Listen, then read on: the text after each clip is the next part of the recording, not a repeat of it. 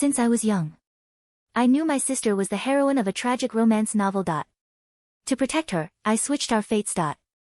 She went to the prestigious public school, while I entered the elite private academy as a scholarship student. He grew up to become a scientist in biopharmaceuticals. I, on the other hand, endured years of humiliation, suffered 7 miscarriages, and held the hollow title of the prince's wife. When my sister found out, instead of gratitude, she returned to the male lead side as his white moonlight, his true love, and convinced him to drown me in a lake. Reborn. I found myself accidentally cast as the male lead's white moonlight in this new life. Just as I thought I had mistakenly taken the heroine script, I realized my sister had been reborn too. So how did she, the white moonlight heroine of the previous life, die? Reborn back to age 12, my parents looked troubled. You're the older sister. Why don't you give the scholarship spot to Chloe? In my past life, I cried and begged to go to the elite academy, forcing my parents to send Chloe to the public school. This time, I nodded enthusiastically. Yes, yes. Let her go. I want to go to public school. Actually, not just this once. At every juncture where Chloe was supposed to meet the male lead, Julian Thorne, I intervened by avoiding him. Chloe's academic and professional life soared. But no one understood my intentions. I said I was jealous, that Chloe's success was all her own doing. My parents sighed in relief and whispered, we must invest heavily in Chloe. This time she is the true heroine. Let's not mistake Sarah for the lead again and get nothing but trouble. Invest heavily. Where would a working-class family get the money? I remembered in my past life.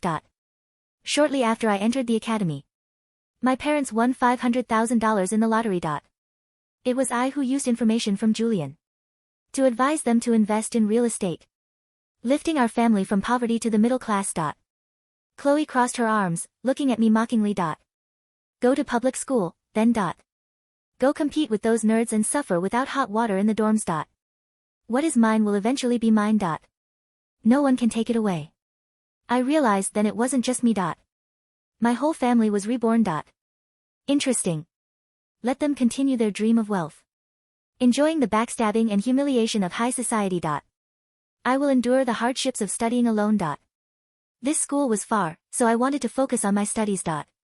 Knowing my parents had won the lottery, I asked to live on campus, but they roared in anger. Dorm fees are $500 a semester. You don't care how hard we work for money. Just then, Chloe returned from the academy with bags of snacks and toys. My parents beamed, praising her success and scolding me. Look at Chloe. Not only is her tuition and board free. She even brings things home. You want to waste money on public school dorms? Useless spendthrift. As expected, their bias hadn't changed before. Chloe ranked 10th in school, and they bragged she was a genius. They never cared that I was second in my school, just 5 points away from first place. Chloe bragged about her life at the academy, and how well Julian treated her. Even though I'm a scholarship student, he never looks down on me. He gives me gifts and says I'm the most special girl he's ever met. He said he's interested in how ordinary people live, and wants to come for dinner tomorrow. Mom, Dad. Prepare well. My parents praised her, promising to make their best dishes in my past life. This was the moment I sent Chloe away so they wouldn't meet. He secretly took photos of my cramped home, leading to 3 years of bullying at school. When I was most helpless, he appeared as a hero, trapping me in a vortex of gentleness, hiding sharp knives. I only learned the truth much later. Since the whole family was reborn, I wasn't sure if Julian was, too. So I feigned illness, wearing a mask and glasses to avoid recognition. As soon as he entered, he pinched his nose.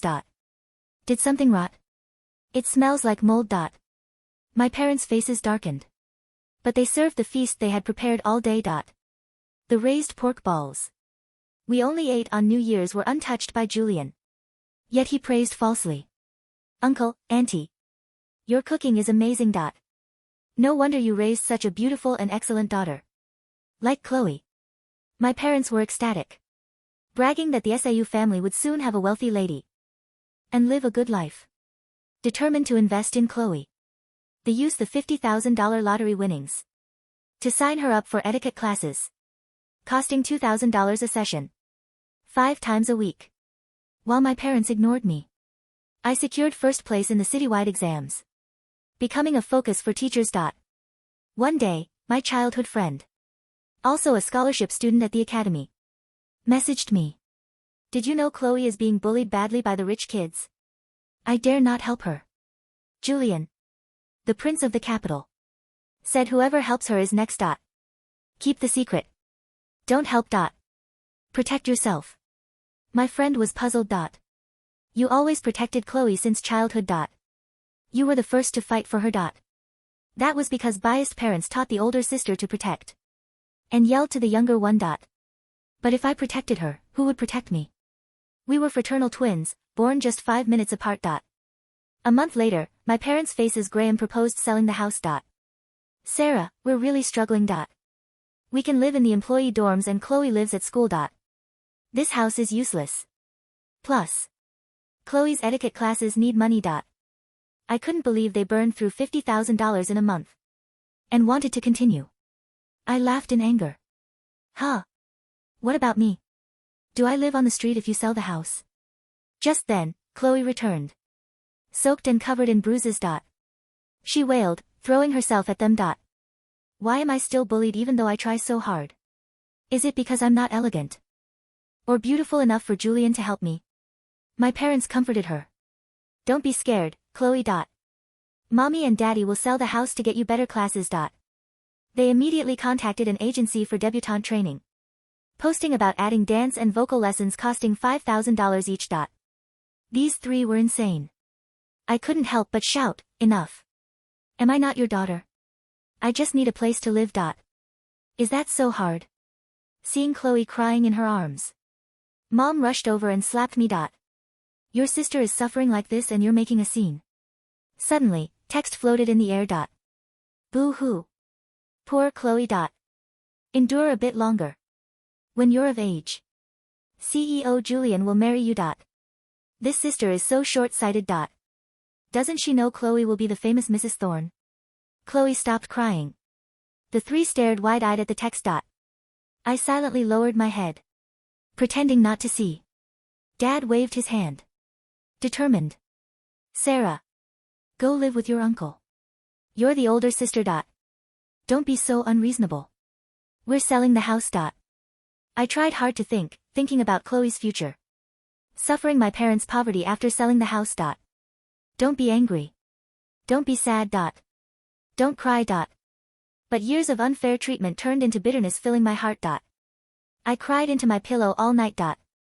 Unable to sway them, I was sent to my uncle's house. My parents stopped caring about me. To earn tuition, I entered the city biology competition. First prize was $5,000. Unexpectedly, I met Julian at the finals. Seeing me, he froze. I knew that expression. It was how he looked at Chloe in the past life. Julian grabbed me, frowning. I'll give you $50,000. Give me first place. I shook him off and turned to run. He blocked my way. I'll hire the best biology professor for you. It's just a title. Not that important to you, right? Seeing him made me sick. I don't want your dirty money. If you want first place, earn it. Unsurprisingly, I won first place and the prize money. In hindsight, rejecting Julian's $50,000 was a bit impulsive. I regretted it slightly. But thanks to first place, the top university's youth class offered me a spot. I just needed to finish high school curriculum in a year and pass the exam to enter the best program. Soon after, Chloe's situation changed drastically. Chloe lifted her neck like a proud swan. Did you know? No one dares to mess with me anymore. Julian announced to everyone that I am his future fiancé. My parents couldn't hide their pride, speaking to me as if bestowing charity.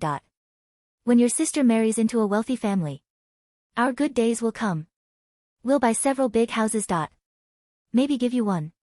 Good days. Polish days were coming. 5 years later, I finished my undergraduate degree in biology at the top university and went straight to a PhD program. I was only 25 or 6 years earlier than Chloe. In the past life, I hadn't contacted my family for a long time. Chatting with my childhood friend Lily. I heard rumors about Chloe. The news that Prince Julian insisted on engaging Chloe shocked the capital. All because Chloe looks 70. Scent like Julian's white moonlight. Heard Julian's white moonlight is a high IQ beauty. Totally different from a dropout like Chloe. The more I listened, the more wrong it sounded. I asked, how did this white moonlight meet Julian? Heard it was a biology competition. My heart sank. In the last life. Wasn't Chloe able to return to him? The realization hit me like a splash of liquid nitrogen. I was the white moonlight.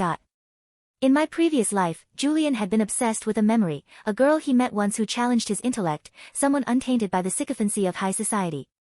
He had projected that image onto Chloe because she was my twin, and because I had been hidden away in the kitchen, scrubbing dishes while she entertained him. But in this life, I had stepped out of the shadows. I had rejected his money. I had looked him in the eye and told him he was disgusting. And being the narcissist he was, he had fetishized that rejection. I put down my coffee cup, my hand trembling slightly. Not from fear, but from the sheer irony. Lily, I said into the phone, my voice steady. Do not tell anyone I am the winner of that biology competition. Let Julian believe whatever he wants. But Sarah, Lily whispered, Chloe is living a nightmare. Rumor has it Julian forces her to wear plain clothes, glasses, and sit in his library reading biochemistry textbooks she doesn't understand. If she fails his quizzes, he locks her in her room. I felt a chill. In the last life, he drowned me. In this life, he was mentally torturing her, trying to mold a dull piece of clay into a statue of me. That is the path she chose, Lily.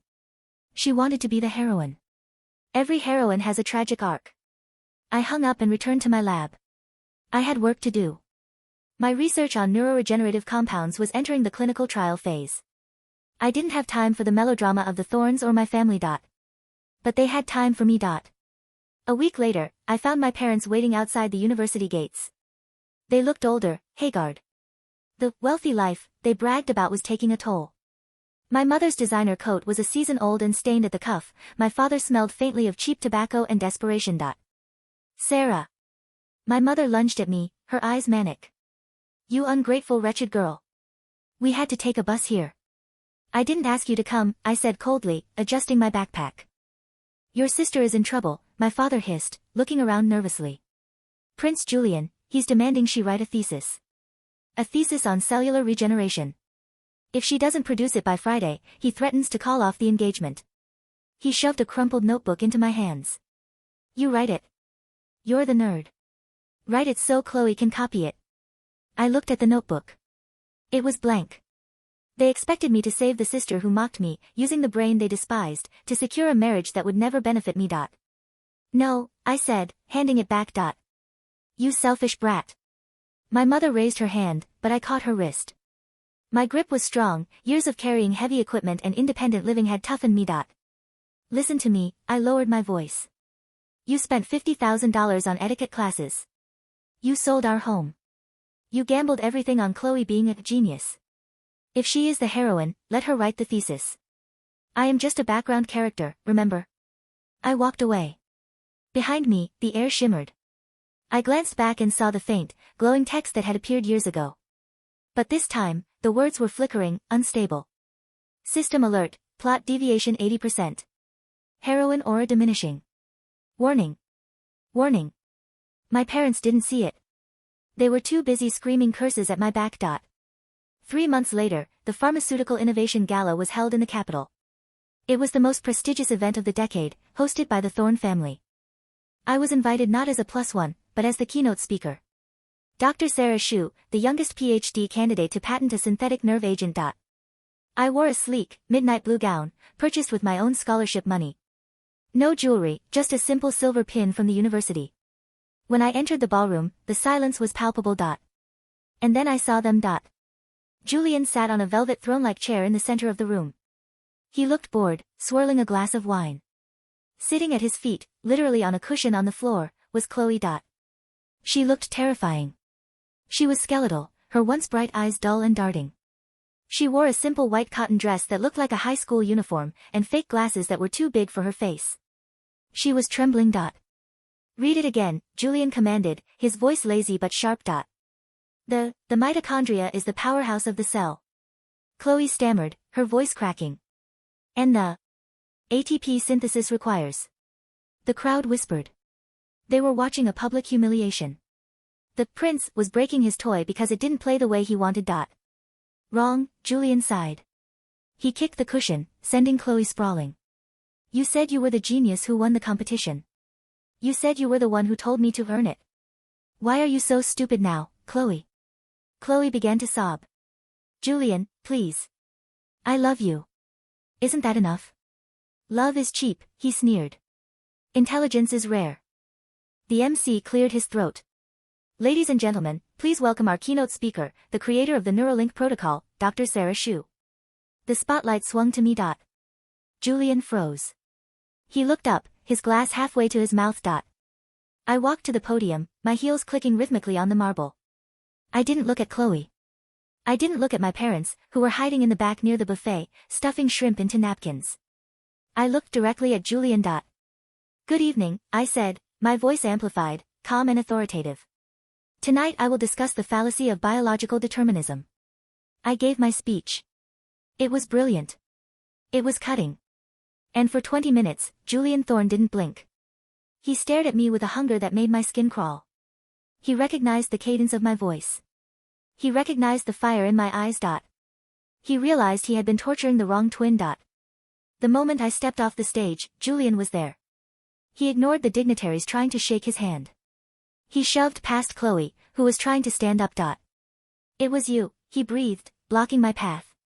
The girl in the gym. The one who rejected the money. I looked at him with bored indifference. Mr. Thorne. Please move. You're blocking the exit. You switched places, he accused, a manic grin spreading across his face. You played a game with me. I like games. There was no game, I said coldly. My sister wanted the spotlight. I gave it to her. You wanted a pretty doll. You got one. We all got what we wanted. No, he stepped closer, reaching for my hand. I wanted you. Chloe is empty. A vessel. But you are the fire. Julian. Chloe shrieked. She threw herself at him, clutching his arm. Don't talk to her. She's just the jealous older sister. She stole my notes.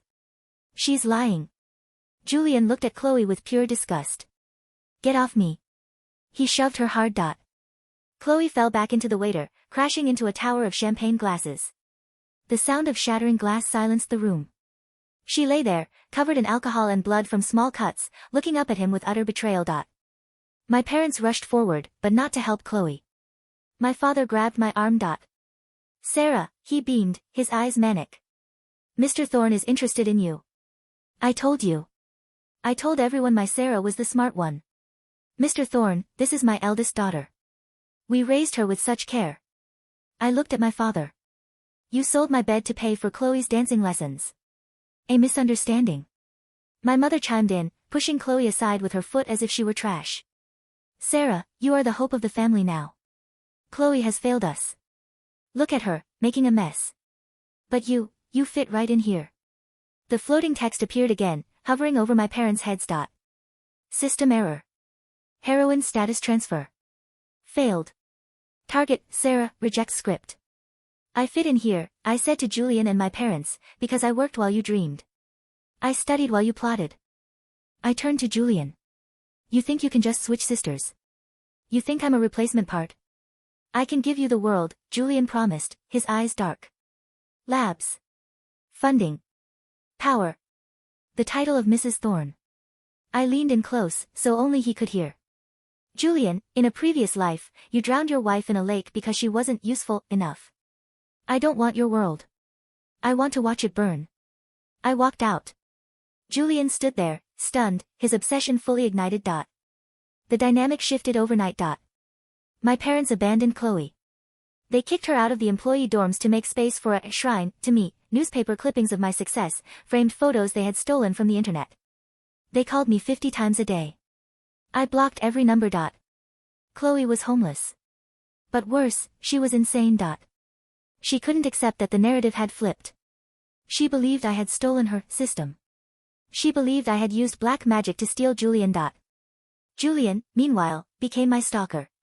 He bought the building my lab was in. He sent trucks of roses that I sent immediately to the compost heap. He fired anyone who spoke to me, trying to isolate me. He was repeating the cycle. He wanted to trap me, just as he had trapped me in the first life, and Chloe in the second. But I wasn't 18 anymore. And I wasn't alone. I had gathered evidence. For years. I knew Julian's pharmaceutical company was cutting corners. I knew his miracle drugs had side effects he buried. In my past life, as his wife, I had seen the confidential files he left carelessly on his desk. I remembered the names, the dates, the bribes. I began to leak them. Slowly. First, a whistleblower report on an anonymous forum. Then, a tip to the regulatory board. Julian's stock price began to wobble. He was too distracted chasing me to notice the rot in his foundation. One rainy Tuesday, I left the lab late. The streets were empty. Suddenly, a figure lunged from the shadows. It's mine.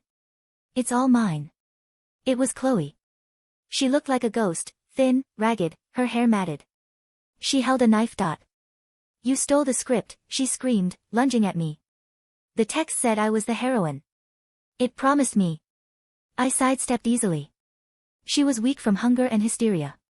She stumbled and fell onto the wet pavement. There is no script, Chloe, I said, looking down at her. There are just choices. No, she wailed, clawing at the ground. Mom and Dad said I was the special one. They invested everything. Give it back. Give me the scholarship. Give me Julian. A black limousine screeched to a halt. Julian jumped out.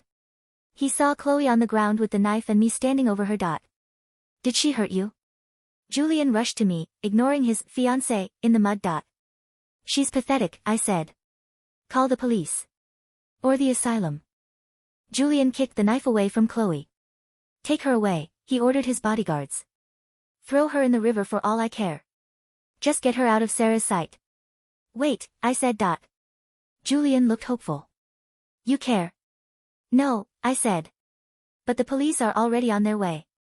Not for her. For you. Sirens wailed in the distance. Not one car, but a dozen. The downfall of the House of Thorn was spectacular. The evidence I provided was irrefutable. Fraud, embezzlement, illegal human testing. The Prince of the Capital was handcuffed on live television, right in front of me. You did this, Julian hissed as they shoved him into the car. He didn't look angry, he looked impressed. You really are the only one worthy of me. I'm not worthy of you, Julian, I said calmly. I'm your judge. With Julian's assets frozen, the investment my parents had made in Chloe, and the hope of a bailout from Julian, evaporated. They were left with nothing. No house. No lottery winnings, spent on etiquette classes and bribes. No wealthy son-in-law. I visited them one last time. They were living in a squalid basement apartment, the kind they used to mock. Sarah. My mother cried when I entered. You have money, right? You're a famous scientist. You have to help us. We are your family. We raised you, my father shouted, though he remained seated, defeated. You raised Chloe, I corrected. I raised myself. I placed a document on the table. This is a restraining order. If you contact me again, you go to jail. If you come to my university, you go to jail. And Chloe? My mother asked, her voice trembling. Where is your sister? Chloe is in a state facility, I said. She was found wandering the streets screaming about floating text and heroin auras. She requires psychiatric help. Help that costs money you don't have. You're a monster, my mother screamed. I'm a survivor, I replied. And unlike you, I know the value of hard work. You wanted the easy way out. You bet on a fantasy. You lost. I walked out of the basement. The air was fresh outside. 5 years later. I sat in my office, overlooking the campus. The Sarah Shu Research Institute was bustling with students. I had used the prize money from the biology competition, and the subsequent grants, wisely. I wasn't a billionaire like Julian had been, but I was wealthy, respected, and free. I heard news of them occasionally. Julian was serving a 20-year sentence. He wrote me letters from prison every week. I burned them unread. My parents worked as cleaners in a shopping mall. They spent their breaks telling anyone who would listen that the famous Dr. Shu was their daughter, but no one believed them. They were just crazy old people ranting about lottery tickets and princes. And Chloe. I visited the facility once. She sat by the window, staring at the sun.